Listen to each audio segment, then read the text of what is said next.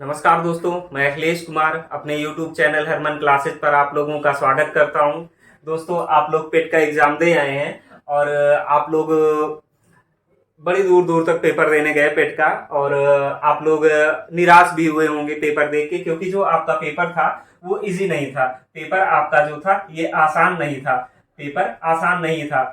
ऐसा इसलिए मैं बोल रहा हूँ क्योंकि देखिए, जो भी चीजें वहां पूछी गई थी वो काफी मॉडरेट चीजें पूछी गई थी। यूपी ट्रिपल एससी का जो एक था कि जैसे पहली बार पेट का एग्जाम हुआ था, बहुत इजी चीजें पूछा था, तो लोग वही अनुमान किए थे, पर वो अनुमान से एकदम विपरीत निकला। उसका क्वेश्चन पूछने का तरीका और उसका पैटर्न भी एकदम अनुमान से विपरीत निकला। तो देखिए, हम तीन ही चीजों पे बात करते हैं मेनली। जैसे कि आपका टफ क्या था, सबसे पहले हम बात करते हैं टफ क्या था। टफ था आपका डीआई प्लस अपठित गद्यांश। क्या था? अपठित गद्यांश था आपका। टफ था अपठित गद्यांश। इन दोनों को मिला के आप कितना? 30 नंबर। ये आपके 30 नंबर का पेपर था, दोनों को मिला के 30 नंबर का। किसी को भी 30 नंबर इसमें नहीं मिलना है। मतलब कि रेयरली, ऐसा नहीं है कि किसी को नहीं मिल सकता। रेयरली क्या है, ऑलमोस्ट मैं कह सकता हूँ बहुत रेयरली किसी को 30 में मिले, 30 में 30 मिलेगा, नहीं तो रेयरली किसी को 30 में 30 नहीं मिलना है। जो इसमें एवरेज जो नंबर मिलेगा वो जाएगा आपका 15 से 20 नंबर। कितना?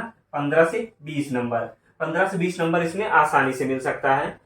उतना भी टफ नहीं था, हाँ, लेकिन टफ था। उसके बाद हम बात करते हैं मॉडरेट की, नहीं, इजी की बात करते हैं। इजी क्या था आपका? इजी जो लगा पेपर में वो आपकी क्या लगी? मैथ लगी। मैथ प्लस आपकी रीजनिंग। रीजनिंग आप मैथ हो गया, रीजनिंग हो गया, प्लस आपका इंग्लिश। मैथ, रीजनिंग और इंग्लिश, ये आपकी क्या लगी? इजी लगी। ये टोटल मिला के कितना होते हैं? 15 नंबर के होते हैं। इसमें 15 गेन किया जा सकता था आराम से। ये 15 आपके गेन हो सकते थे। उसके बाद जो आपका मॉडरेट लगा, जो अदर आपका पार्ट बचता है, मॉडरेट जो अदर आपका पार्ट बचता है वो मॉडरेट लगा, यानी कि रिमेन पार्ट। रिमेन पार्ट में आप समझ रहे हैं ना? रिमेन में आपका देखिए ये कितने का हो जाएगा? 55 नंबर का बच रहा है ना। 30, 15, 45, और ये फिर आपका कितने का बचा? 55 नंबर का। तो रिमेन में आपका जीएस हो गया, जो भी जीएस, करंट अफेयर, ये सब सारी चीजें आ जाती हैं। उसमें हिंदी भी आपकी आ जाती है, हाँ। प्लस यहाँ पे एक पार्ट और आप इजी में ऐड कर लीजिए।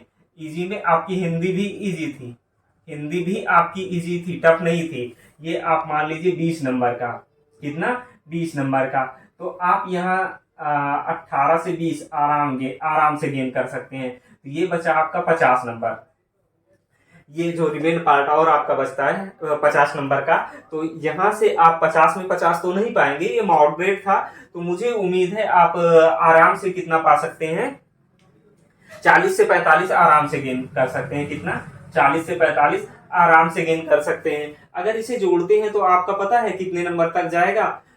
ये टोटल आपका जो अच्छा स्कोर होगा, अगर हम इसे जोड़ते हैं तो 73 73 जा रहा है ना। ये इधर वाला पार्ट अगर हम जोड़ते हैं तो ये 73 जाएगा, और हम इधर वाला जोड़ते हैं तो ये कितना जाएगा?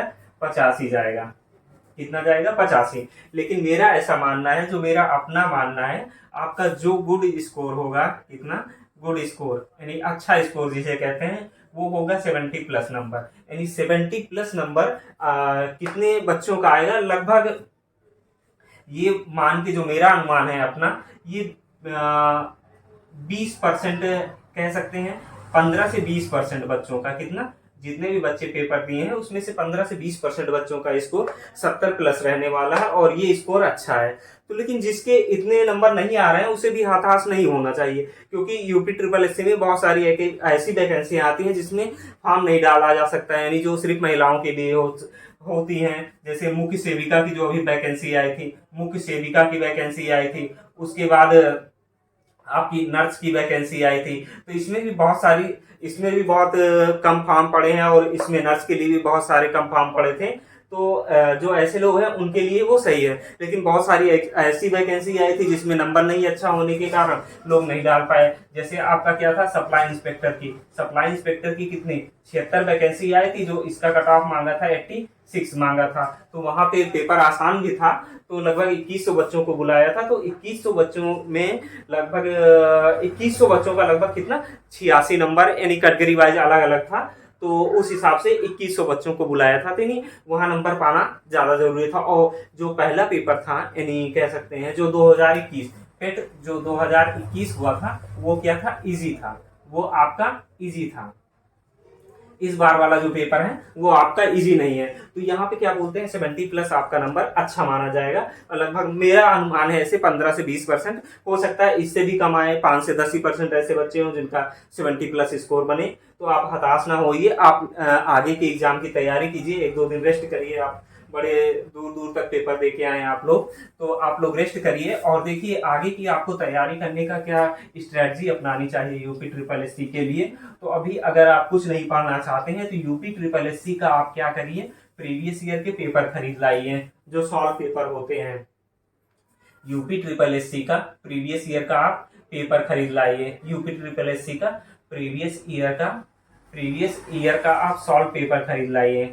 क्या खरीद लाइए, सॉल्व पेपर खरीद लाइए। आप उसी को पढ़िए, अभी जब तक आपकी कोई वैकेंसी नहीं आ रही है तब तक आप वहीं से तैयारी कीजिए प्रीवियस ईयर के सॉल्व पेपर के साथ। और एक काम और कर सकते हैं इसी के साथ, अगर आप परीक्षा वाणी की बुक पढ़ सकें, परीक्षा वाणी की बुक पढ़ लीजिए, वो भी बहुत हेल्पफुल रहेगी आपके एग्जाम के लिए। अगर ये 2 चीजें कर सकते हैं तो आप करिए, यूपी ट्रिपल एससी की आप तैयारी करिए, जो भी उससे एग्जाम यानी जो भी वैकेंसी आएगी उसमें करेक्ट पैटर्न यही रहेगा। उसमें हो सकता है थोड़ा ऊपर नीचे कर दें, कुछ एक्स्ट्रा ऐड कर दें, लेकिन जीएस और सारी चीजें तो यही रहेंगी ना। तो मेरे विचार से आप प्रीवियस ईयर का पेपर पढ़िए और परीक्षा वाणी पढ़िए, तो ये आपके जो भी इसमें वैकेंसी आएगी काफी हेल्पफुल रहेगी, आपको अच्छा स्कोर भी करेंगे और उम्मीद है कि जल्दी इसमें वैकेंसी भी निकालें और इसका रिजल्ट भी जल्दी आ जाए।